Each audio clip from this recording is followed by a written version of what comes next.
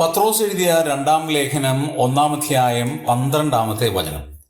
അതുകൊണ്ട് നിങ്ങൾ അറിഞ്ഞവരും ലഭിച്ച സത്യത്തിൽ ഉറച്ചു നിൽക്കുന്നവരും എന്ന് വരികിൽ ഇത് നിങ്ങളെ എപ്പോഴും ഓർമ്മിപ്പിക്കുവാൻ ഞാൻ ഒരുങ്ങിയിരിക്കും.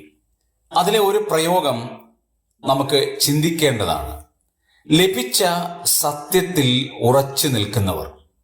നാം പല കാര്യങ്ങൾ അറിഞ്ഞവരാണ്, അനുഭവിച്ചവരാണ്.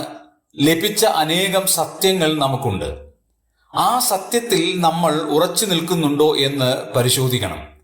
പിതാക്കന്മാർ പറഞ്ഞ കാര്യങ്ങൾ മണ്ടത്തരങ്ങളായി പോയി, അവർക്ക് അറിവില്ലാഞ്ഞതുകൊണ്ടാണ് അവരങ്ങനൊക്കെ പറഞ്ഞത് എന്ന് പറഞ്ഞ് നവീന ഉപദേശക്കാർ പിതാക്കന്മാരെ തള്ളിപ്പറയുന്ന ഒരു സാഹചര്യത്തിലേക്ക് വന്നുകൊണ്ടിരിക്കുകയാണ്. പക്ഷെ പിതാക്കന്മാർക്ക് ഒരു കാര്യമുണ്ടായിരുന്നു, അവർ അറിഞ്ഞ സത്യത്തിൽ, ലഭിച്ച സത്യത്തിൽ അവർ നിലനിന്നു. അതുകൊണ്ട് ധാരാളം ഭൗമിക നഷ്ടങ്ങൾ അവർക്കുണ്ടായി, അവരുടെ ജീവിതത്തിൽ അപമാനങ്ങൾ ഉണ്ടായി, പരിഹാസങ്ങൾ ഉണ്ടായി.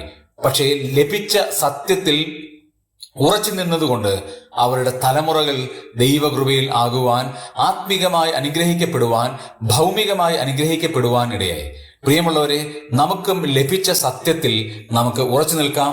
അടുത്ത തലമുറയ്ക്ക് മാതൃകയായി തീരാം. ദൈവം നമ്മെ സഹായിക്കട്ടെ.